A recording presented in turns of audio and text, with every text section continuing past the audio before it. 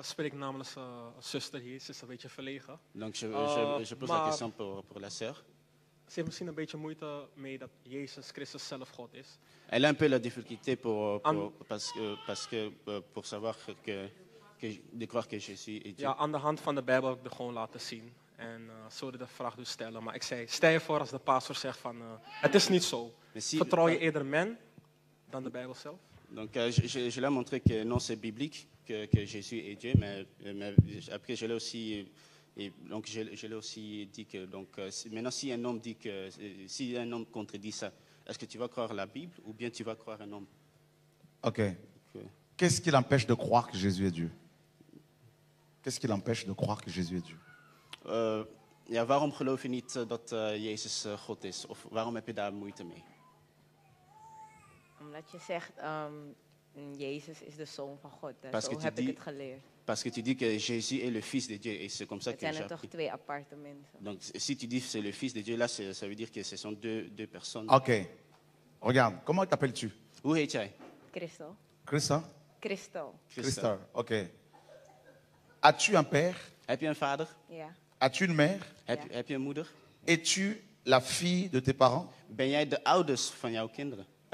Ben jij de kind van jouw ouders? Ja. On est d'accord. Dus dan zijn we Tu daarover es eens. la fille de tes parents. Dus je bent een kind van je ouders. Ja. Donc ça, c'est ton identité. Dus dan is dat jouw identiteit. Ja. D'accord? Ja? As-tu déjà été amoureuse? Ben je ooit verliefd geweest? Ja. Ok. Ok. Est-ce que tu as un homme dans ta vie? Heb je een man in jouw leven? Ja. Ok. Donc tu seras... Est-ce que tu es marié? Dus ben je getrouwd? Nee. Ok. Donc tu es la copine, donc la future femme de ton Dus je copain. bent de toekomstige vrouw van jouw vriend. Zou kunnen. C'est possible. Deuxième identité. Tweede identiteit. Ok. Est-ce que tu es citoyenne hollandaise? Ben je een Nederlandse staatsburger? Ik ben hier geboren, ja. Oui, je suis né ici. Ok. Donc troisième identité. Dus jouw derde identiteit. Ja. Ok. Et donc, est-ce que tu comptes avoir des enfants? Denk je dat je kinderen zal krijgen? Reken je Ja. daarop? Donc tu seras mère. Dus dan zal je ook moeder zijn. Klopt. T'es d'accord? Ben je daarmee eens? Quatrième identité. Dus vierde identiteit. Comment Christophe Hoe kan dat dan, Christel? peut-il être à la fois fille et mère? Hoe kan Christel nou tegelijkertijd kind, maar ook moeder zijn? Ça ne nous choque pas. En ja, goed, dat verbaast ons niet. Mais quant à Dieu, Maar wanneer het op God aankomt, ça nous choque. dan zijn we opeens verbaasd. Il est Dieu. Hij is God. Alléluia. Halleluja.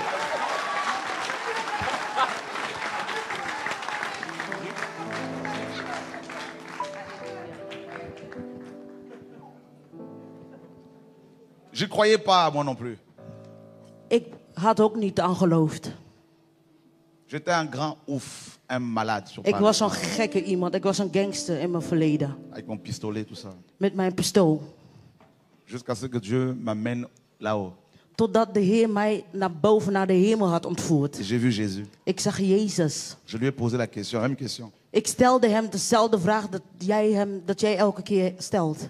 Je lui dis, comment certains disent que tu es Dieu et d'autres fils de Dieu? Waarom zeggen heel velen dat je God bent en anderen zeggen dat je de zoon van God bent? Il m'a souri avec un beau sourire. Hij gaf me een mooie glimlach. Et il m'a dit, je suis le même. En hij zei, ik ben hetzelfde. Il est à la fois Hij is tegelijkertijd vuur, eau, water, épée, zwaard, schéma, weg, agneau, lam, le lion, leeuw, le soleil, de zon le roc, en het le zon, pain, brood, le roi des rois, de koning van alle le koningen, fils de Dieu, de zoon van le God, Père éternel, de eeuwige vader, Dieu d'Israël. de God van Israël. Alléluia. Amen. De son père et il dit qu'il va envoyer le Saint-Esprit. Enfin, pour moi, ça fait quand même 3. Je suis d'accord avec toi, en même temps, je ne le suis pas. Je suis d'accord avec toi quand tu dis qu'il y en a 3. Je suis d'accord.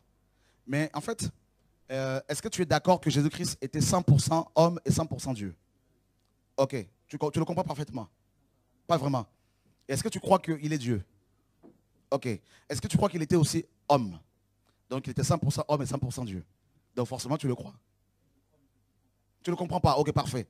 Donc, tu vois, mon frère, comment c'est ton prénom? Alois. Tu vois, Jésus-Christ était 100% homme. Et en tant qu'homme, c'est normal qu'il puisse parler du Père. C'est normal. Parce qu'en tant qu'homme, je dis bien en tant qu'homme, il n'était pas le Père. En tant qu'homme, ce n'est pas le Père.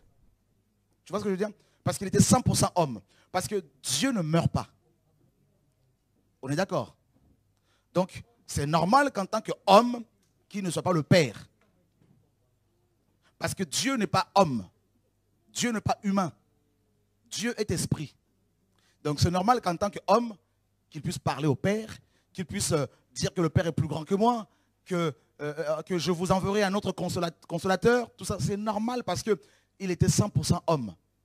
Et la parole nous apprend que en tant qu'homme, en lui habite corporellement. Tu vois, non? Toute la plénitude de la divinité.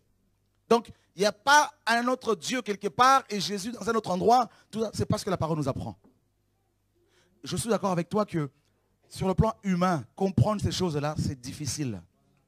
Tu vois? Parce que, dis-moi, déjà, nous avons du mal à concevoir la nature. Comment peux-tu comprendre? Déjà, définir l'univers. Les scientifiques nous apprennent quoi?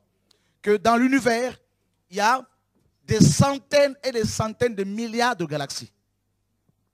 Et on apprend que nous ne pouvons observer réellement que 10% de l'univers. Et dans ce 10% observable, nous ne pouvons réellement observer que 4%. Parce que 96% de ce 10% observable de l'univers sont composés de la matière noire, matière invisible. Tu vois? Et dans ce 4% là observable, il y a toutes ces galaxies que nous voyons, donc des centaines et des milliards. Et imagine-toi, il reste encore 90% de l'univers qu'on ne peut même pas observer parce que c'est tellement énorme.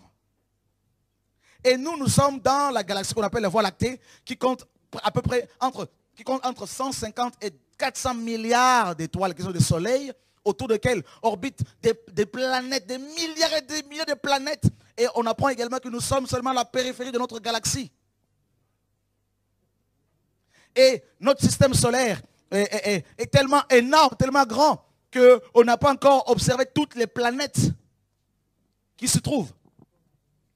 Et on en découvre pratiquement tous les ans, pratiquement tous les 10 ans. Et on a envoyé, les scientifiques européens ont envoyé une sonde spatiale qui vient à peine de sortir de notre système solaire après au moins 16 ans de voyage. Et c'est terrible. Comment c'est immense. Et on apprend dans les Écritures que Dieu, qui est notre Créateur, est tellement grand que les cieux des cieux ne peuvent même pas contenir sa grandeur. Et l'univers par rapport aux cieux des cieux, c'est comme un grain de sable. Alors dis-moi mon frère, avec beaucoup d'humilité que nous pouvons avoir, que nous sommes sans avoir, parce que c'est quand même énorme. Comment veux-tu qu'on discerne totalement ce Dieu, qu'on le saisisse totalement? Même les anges au ciel ne peuvent pas, ça peut vous choquer, ne peuvent pas connaître Dieu à 100%, parce qu'il est Dieu. Parce que si tu me connais totalement, tu peux te rassasier de moi et puis ne plus vouloir de moi. Tu vois, non? Donc à chaque fois que les anges disent ça, Dieu se révèle encore à eux. Et sous cet aspect nouveau de révélation, l'éternité n'est pas suffisante pour le découvrir. Donc à chaque fois ils sont émerveillés. Oh, c'est pas possible. Oh, c'est terrible. Et c'est pour cela qu'ils ne cessent de dire saint, saint, saint, saint, saint. Et Paul, le grand apôtre, dira, pour l'instant nous voyons comme au travers d'un miroir. Et Jean, le grand apôtre de l'amour, il dira dans 1 Jean 3, quand il viendra, nous le verrons tel qu'il est. Cela veut dire qu'actuellement, là, on le voit au travers du voile, d'un miroir, pardon. Et c'est pour cela, maintenant, aller disséquer ce Dieu en 3 personnes distinctes, c'est terrible. Il est tellement puissant, tellement grand, tellement glorieux qu'il est capable, parce qu'il est tout puissant. Quand on dit tout puissant, il est capable de tout. Donc il est capable de prendre la forme humaine, il est capable d'être à la fois sur terre et là-haut. Tu es en France, avec ton téléphone, avec cette technologie humaine, qui est tellement parfois étonnante, n'est-ce pas, tellement prodigieuse, avec ce téléphone portable. Tu peux téléphoner à quelqu'un qui est au Canada, tout ça, et entendre ta propre voix qui te revient comme un écho, tout ça là. Et tu te dis, mais je suis ici, mais je peux pas entendre de l'autre côté là-bas, ça revient ici. Mais si nous pouvons le faire, et Dieu le Tout-Puissant. Tu vois, non? Donc, honnêtement, à force de raisonner, nos docteurs, nos philosophes ont créé un Dieu monstre. Tu vois? Et c'est là le problème. C'est là le problème. Il dit à Nicodème, si je vous parle des choses terrestres, vous ne le comprenez pas. Mais quand je vous parlerai des choses d'en haut, vous le comprenez encore moins. C'est terrible. Les Écritures nous disent que Yeshua était homme. Il est mort en tant qu'homme. C'est pour cela qu'on l'appelle Adam. Je vais encore aller plus loin. Ça va pour tout le monde là? Au commencement, Dieu créa les cieux et la terre. La terre devint informe et vide. On est d'accord, hein? Mais ce que beaucoup n'avaient pas compris, c'est quoi? C'est que le mot Adam signifie quoi? Terre. Terrien, rouge, terre rouge, argile, tout ça. Donc quand les Écritures nous disent dans Genèse 1, avant la création de l'homme, que la terre devint informe et vide, ce que beaucoup n'ont pas compris, il y a aussi une prophétie concernant l'homme. Dieu, avant la création de l'homme, avait prophétisé que l'homme allait devenir informe et vide. Voilà pourquoi nous sommes devenus informes et vides. Le péché. Tu vois, non?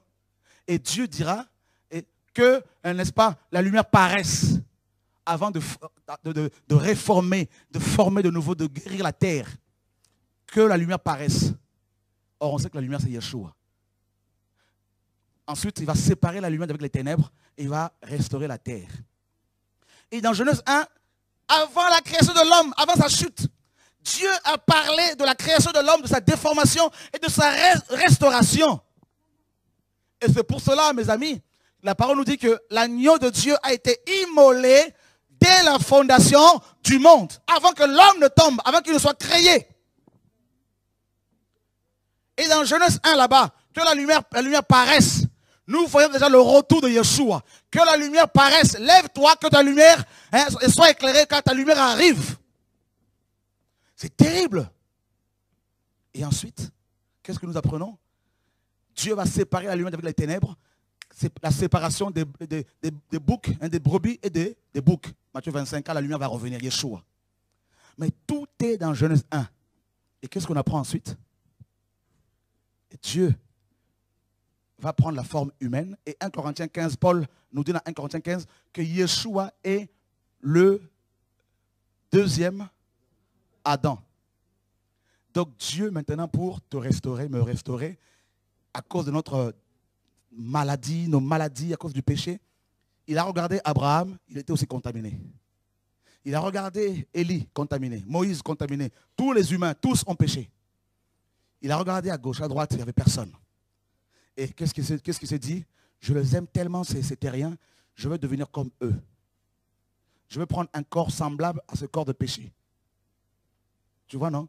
Et il est devenu 100% homme. C'est un mystère, 1 Timothée 3.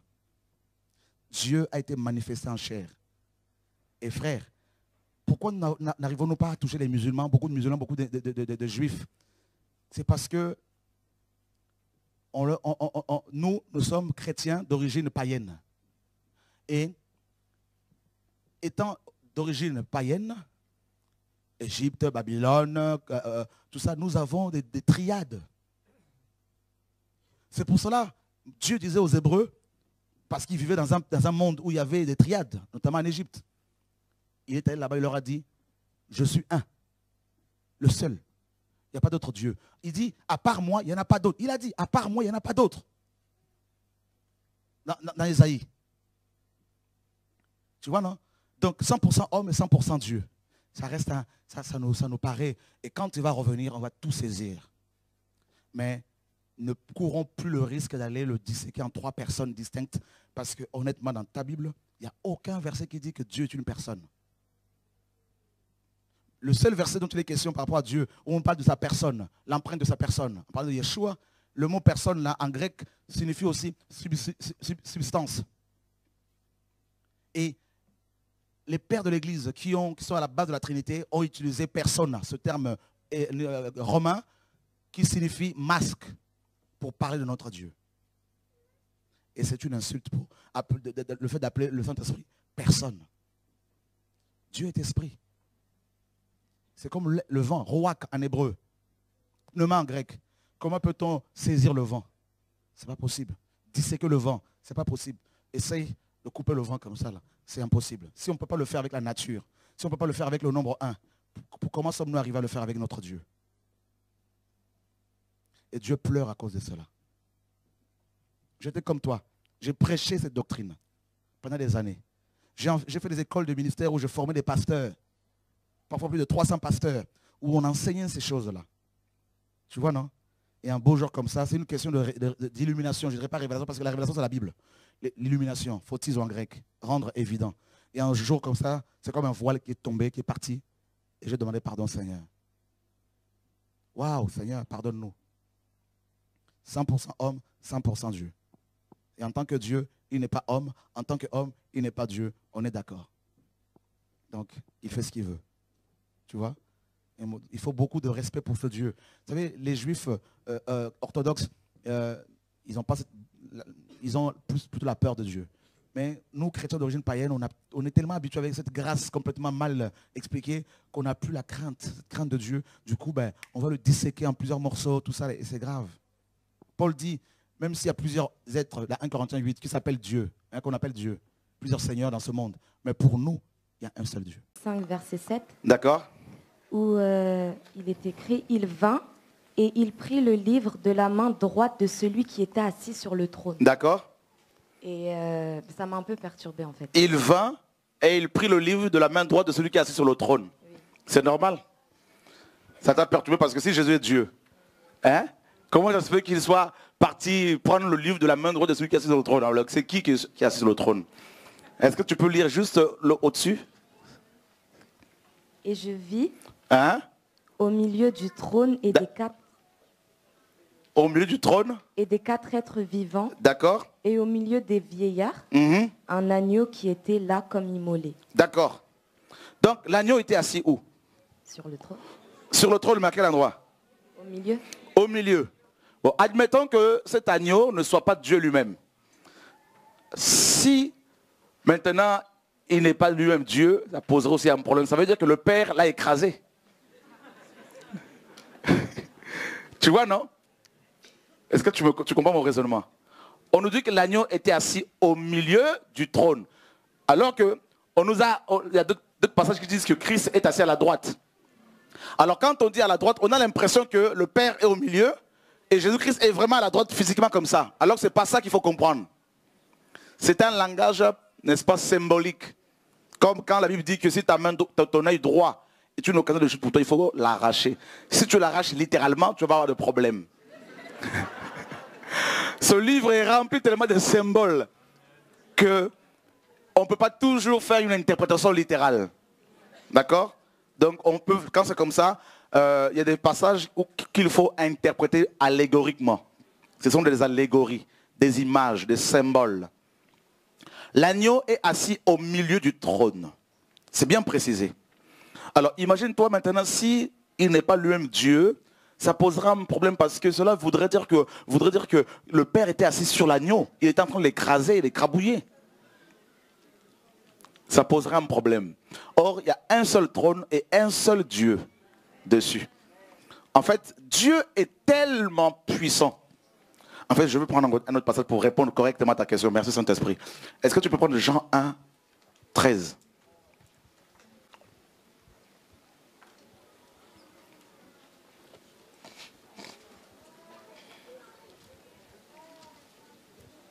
Verset 1. Chapitre 1, verset 13.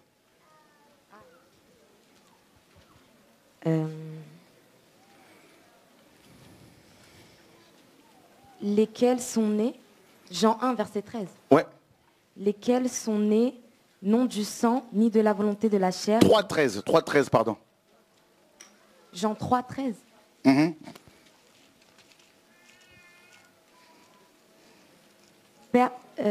Personne n'est monté au ciel, si ce n'est celui qui est descendu du ciel, le Fils de l'homme qui est dans le ciel. Oh! On acclame la parole de Dieu, frères et sœurs.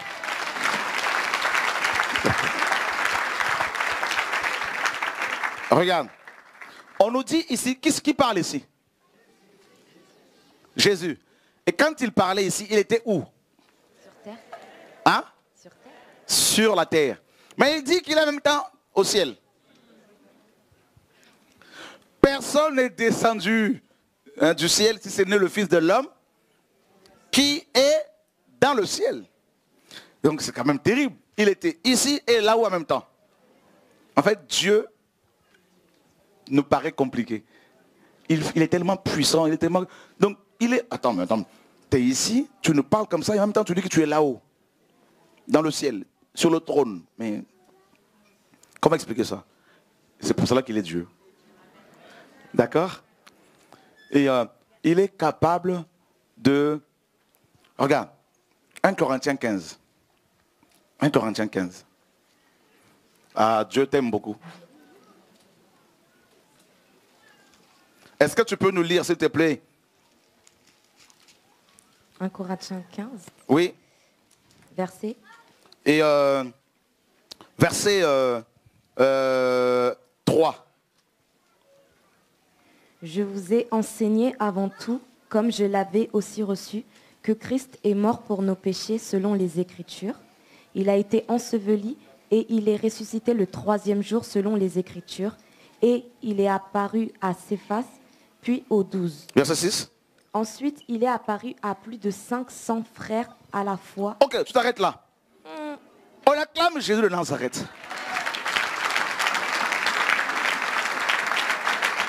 T'as vu, non? Jésus, quand il est ressuscité, il est apparu au même moment. Ça veut dire qu'à midi, à plus de 500 frères à la fois. Ils n'étaient pas tous au même endroit parce qu'il y avait seulement 120 qui étaient au même endroit. Il y avait d'autres qui étaient disséminés ici et là. Donc, il est apparu, quand il est apparu dans Jean là-bas, dans Luc, au milieu de 120, au même moment, les autres, là, les 380, là, chacun était par exemple chez lui. Et à midi pile, chacun a vu Jésus-Christ comme je te vois là. Et ils se sont tous appelés. Moi, je l'ai vu à midi, moi aussi à midi. Est-ce qu'on peut dire pour autant qu'il y a 500 Jésus? Non. Mais il est Dieu. Il est capable de faire tout ce qu'il fait. Alléluia.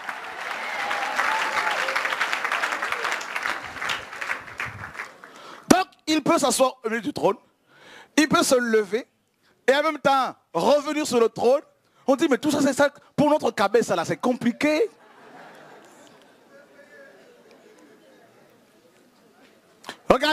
Regardez, qui adore Jésus-Christ ici? Nous sommes plus de 400 ici. Imaginez, Jésus-Christ reçoit les demandes de plus d'1 milliard de personnes au même moment. Et chacun de ces milliards d'individus dit, à midi, je priais Jésus-Christ et il m'a parlé. Moi aussi, à quelle heure? Midi pile, moi aussi à midi pile, il m'a parlé. Moi aussi à midi pile, il m'a parlé. À midi pile, on a mangé ensemble. Bon, moi, il était chez moi. Non, moi aussi, il était chez moi.